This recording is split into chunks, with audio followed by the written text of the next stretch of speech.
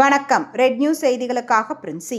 செங்குன்றம் மஸ்ஜிதே ஆயிஷா பள்ளிவாசல் மதராசா இஸ்லாமிய இணைந்து சமய நல்லிணக்க நோன்பு திறக்கும் இஃப்தார் நிகழ்ச்சி நடைபெற்றது. சென்னை செங்குன்றம் மஸ்ஜிதே ஆயிஷா பள்ளிவாசல் மதராசா இஸ்லாமிய மற்றும் ஜமாத்தார்கள் இணைந்து நடத்திய சமய நல்லிணக்க நோன்பு திறக்கும் இஃப்தார் நிகழ்ச்சி ஆயிஷா மெட்ரிகுலேஷன் பள்ளி வளாகத்தில் மஸ்ஜிதே ஆயிஷாவின் தலைமை இமாம் மௌலி முனைவர் ஏ காஜா மொய்னுதீன் ஜமாலி தலைமையில் நடைபெற்றது.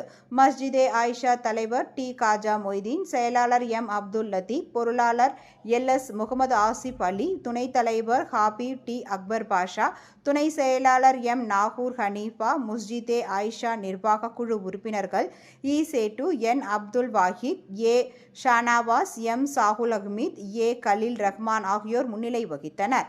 செங்குன்றம் காவல் ஆய்வாளர் கிருஷ்ணமூர்த்தி, பாரதியார் ராஜாலிங்கம் ஆகியோர் சிறப்பு அழைப்பாளர்களாக கலந்து கொண்டு நோன்பு திறக்கும் நிகழ்ச்சியை துவக்கி வைத்து மத நல்லிணக்க உரையாற்றினர்.